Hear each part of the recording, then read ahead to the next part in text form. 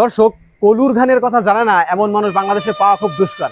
কলুর ঘান কিন্তু একটা সময় গ্রাম অঞ্চলের একটা ঐতিহ্য ছিল, কিন্তু দুঃখের ব্যাপার হলো এই কলুর ঘান কিন্তু আস্তে আস্তে গ্রাম থেকে বিলুপ্ত হয়ে গেছে।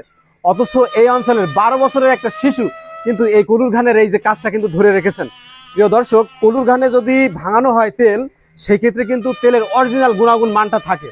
তো যে বাচ্চাটা ভাঙাচ্ছে, চলুন তার সাথে একটু কথা বলার ট্রাই করি। ভাইয়া, ভালো আছো তুমি? আলহামদুলিল্লাহ ভাই, আপনি ভালো আছেন? হ্যাঁ, তোমার নাম কি? মোহাম্মদ আবু হানিফা।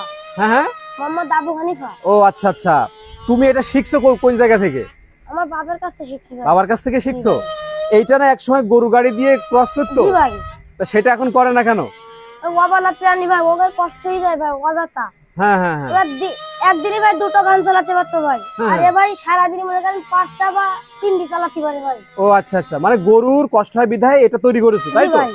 দিনে কতটুকু পরিমাণ তোমরা এই ধান ভাড়াইতে পারো এগুলো? ভাই ওই যে ভাই কতটুকু মতন 8-10 পারো? কেজি ভাই। 8-10 কেজি, তাই তো? এই খৈল কত করে বিক্রি করো এটা? ভাই এটা বিক্রি করি ভাই 55 টাকা কেজি ভাই। 55 টাকা। আর তেল বিক্রি করো কত করে? তেল বিক্রি করি ভাই 280 টাকা কেজি। 280 টাকা কেজি। জি। এই যে একটা হারানো ঐতিহ্য, একসময় গরুর কাজ করতো, জি ভাই। এখন তোমরা মেশিন দিয়ে করো, জি। তো এটাকে তোমার ধরে রাখার চিন্তা ভাবনা আছে? জি ভাই। তোমার কেমন লাগে এই ধান ঘুরাইতে? ভালো লাগে ভাই। এই অঞ্চলে আর কোথাও কি আছে? না ভাই, একমাত্র তো আমাদের এখানে আছে। এখানেই আছে, তাই তো? জি। তেলের দাম কত করে রাখো তোমরা? তেলের দাম ভাই 280 টাকা কেজি। 280 টাকা। এটা একটু বেশি হয়ে যায়, কারণ কি? মানে এই অঞ্চলের ভিতরে আমাদের এই একটাই আছে ভাই। একটাই আছে, আর অরিজিনাল তেল হয় বলে তোমরা অরিজিনাল তেল, তার জন্য ভাই আমরা একটু বেশি ধরো, তাই তো? জি ভাই। আচ্ছা, এই তেলের চাহিদা কেমন ভালো ভাই, অন্য অন্য জায়গাতে ভাই অর্ডার আসে ভাই আমাদের এখানে। এখানে? আমাদের গ্রামের তো সব এই জায়গাতে তেল নেয় ভাই। আর বাজারে দোকান আছে ভাই আমাদের। প্রিয় দর্শক, আপনারা কিন্তু জানতে পারলেন এই কলুর ঘানির তেলের চাহিদা কিন্তু বাংলাদেশের ভিতর ব্যাপক, কিন্তু একটা হারিয়ে যাওয়া একটা ঐতিহ্য এরা ধরে রেখেছে বিধায় এই অঞ্চলে কিন্তু এই তেলের দাম প্রচুর পরিমাণ।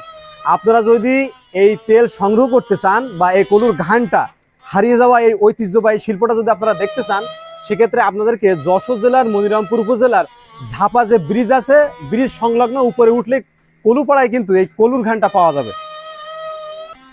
প্রিয় দর্শক, আপনারা দেখতে পাচ্ছেন এই যে কলুর ঘান যে ভাঙায়, এখানে কিন্তু তেল মেশিং এর মাধ্যমে যে তেলটা ভাঙানো হয় সেখানে অনেকগুলো একসাথে আসে, কিন্তু এখানে দেখতে পাচ্ছেন 1 ফুটা 1 ফুটা করে তেল পড়ছে, কিন্তু মানে অনলি 1 ফুটা।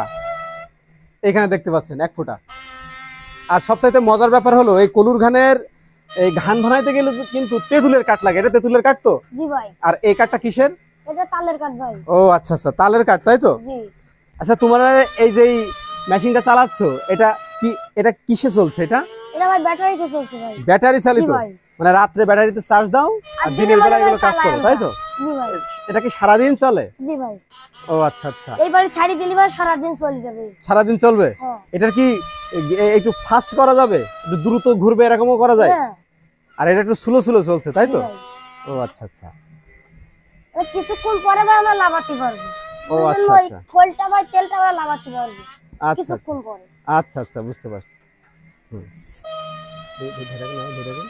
হাই কেমন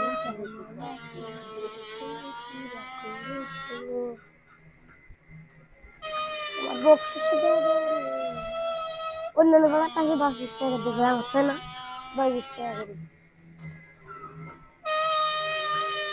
আগের দিন করে একটা বিটা তো তোর খুঁজ দিল ও খাদিজা কাকি, তাই মামুন কাকা এলো।